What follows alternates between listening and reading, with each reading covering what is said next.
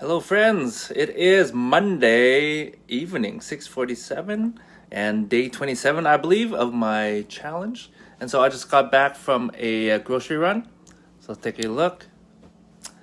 Booyah! Look at that. Doesn't that look healthy and scrumptious? And again, reminder: get the different colors in there, people. Different colors. I'm missing a little red, but that's okay.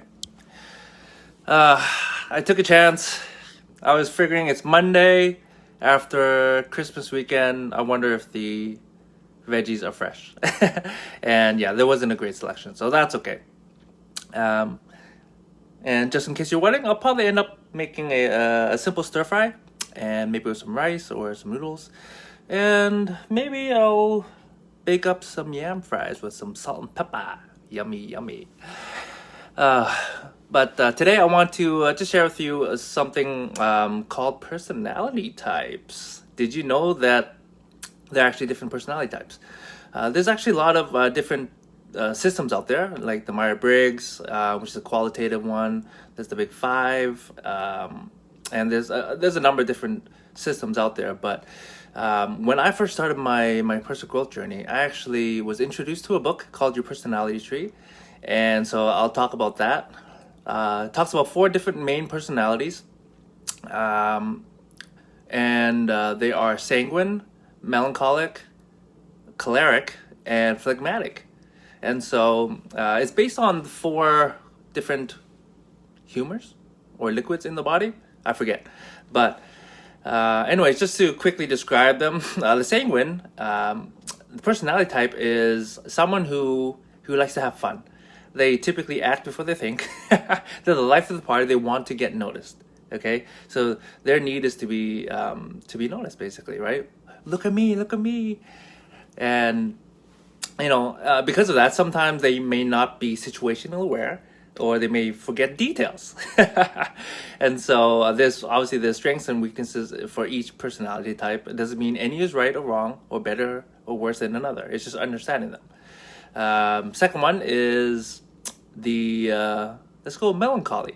So they're actually a little bit opposite. They're more detail oriented. They're the type of people who they want to dot the I's, cross the T's. They're more systematic, right? I love melancholics because they're great at setting up systems. But also what they can also do is also be paralyzed by analysis because they are thinkers. They're the thinkers. So when they're making a decision, it may take a little while for them to actually come to a conclusion. And sometimes they think in their head before they say anything. Whereas sanguines, they do the opposite. They say before they think. Not always, but depends how developed one is. And then let's see. The third one is a choleric. Okay, so they're your type A personalities, right? They're the bottom line people. They want to get stuff done, and because of that, they're very goal oriented. And sometimes they may forget that people are human, and they want to be treated with care. And so sometimes they forget the care part, or the counterpart, and they just kind of straight from the hip, right? And so yeah, sometimes they lack the human side, but they're the type of people they get stuff done. So if you want to get stuff done, find someone who's a choleric personality. And the last one is the opposite of the choleric and the phlegmatic. Okay, so phlegmatics, they're the people pleasers. Everyone loves the phlegmatics because their need is to be liked, right? So they're always trying to help you, please, make you happy, basically, and they'll go out of the way to do that, and everyone loves them. But of course, with that, sometimes they don't know how to use the word no, and so they have difficulty putting up boundaries, and because of that, they may actually burn relationships because they keep saying yes, and then they overcommit, and then they have to cancel. And of course, people would rather them just say, hey, you know what, I can't make it, or I can't help you here, rather than having somebody cancel last minute. But, that just means that they need to develop the skill of developing healthy boundaries, that's all. And so So just recapping: sanguine, choleric, choleric, melancholy, and phlegmatic. And so the sanguine, again, their need is to be noticed. They're the fun types. The melancholy, they're no, what's the one I did? The phlegmatic, their need is to be liked, right? They're the people pleasers. They need to learn how to do to put up boundaries. And then there's the choleric. They're the type A personality, get her done. Their need is to be right. Okay, and the opposite to them is the melancholy, and their need is to not be wrong. And so that's a subtle difference, but that's a huge difference when you really understand that. And so why is it important to actually understand these personality types? Well, everyone's different, right? And so everyone sees the world in a different way. Hey, Maria. And we see things from different lenses, right? So if you can understand what your personality type is, your strengths, your weaknesses, then you can actually start there to actually learn how to become better, or to make sure that your weaknesses are not hindering you from actually living a phenomenal life. And also, when people are acting how they are because of how the personality type, if you can understand why they're doing what they're doing, then you won't get triggered, you get pissed off. You can actually be a lot more understanding. So the more you know, the more happy you can be, right? Because when you understand people are living their truth, then you don't have to be triggered every time, right? And so, it was really eye-opening for me. When I first read it, I was like, 20, 21? And that helped me just understand people at a very at a faster rate, basically. And I was able to actually share this information with people, and it always fascinated them, because I know it fascinated me. And actually, with a conscious partner, one of the foundation events is personality types. So there, we actually use the Myers-Briggs test. And so that goes in a little more depth. There's 16 different personalities that they talk about.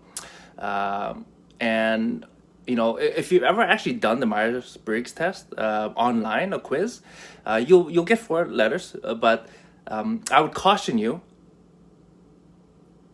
in that when you get those letters, it doesn't necessarily mean that those 4 letters are right. Because again, the issue is that when you answer a quiz, the questions, the thing with most people is they're not fully aware of how they are. And so they most likely they'll answer the questions based on what they think, right? And sometimes they may not be entirely accurate. And so you'll get certain letters that may not actually be totally accurate. So just a little warning, right? And so, but yeah, if you know somebody who knows you well and they can actually do the test with you and help you, then it'll give you a more accurate reading. And so just wanted to share a little bit of that with personality types. I found it just fascinating. I found it really helped me when dealing with people because, at the end of the day, if you want to go to, I don't know,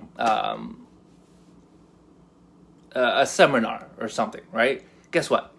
You just tell a sanguine, hey, it's going to be so much fun. It's like we could party afterwards. And they're like, okay, right? Choleric, you don't have to sugarcoat. Just tell them exactly what they're going to get.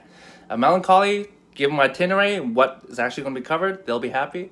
And the phlegmatics, as long as you're happy, they're going to be happy. Say, hey, you know what? I want a friend to go with me. They'll be happy to come with you. So hopefully you can say, just one example. When you start to understand different personality types, then you can actually speak people's language, personality language, if you will. And then last but not least, just a reminder for those who want to join in the dating games. Again, it's for singles and couples. So the singles events obviously will only have singles. The couples will only have couples. So for the couples, it'll be a date night, right? You get to know each other on a deeper level. And with the singles events, I'm single myself. So what I really love about these events that we're looking to start up in January and February is that it's a great way to actually get to know somebody without going on an actual date. Because if you're like me, there's a little bit of pressure, you know what I'm saying? A little, what is she like? Or what, does she like me? Or what have you, right? There's a little bit of that, obviously. And so the cool thing with the dating games is that you can actually get to know somebody on a deeper level without actually going on a date, right? And what's more important though is that if you ever actually want a healthy, long-term, happy relationship, then what's more important is that you understand you and develop the right emotional tools, right? Because if you don't develop the right emotional tools, you're going to continually make the same mistakes, relationship after relationship after relationship. And so if you start to develop these emotional tools, then you start to actually learn how to be a better partner, right? And so that's really what the whole goal of these events are, is to help people develop those emotional tools so that they can have better relationships in their life. And of course, the most important relationship is with yourself, right? And so that's what we're aiming to do. So hope you are all doing fantastic. Great to see you all, and I will see you tomorrow.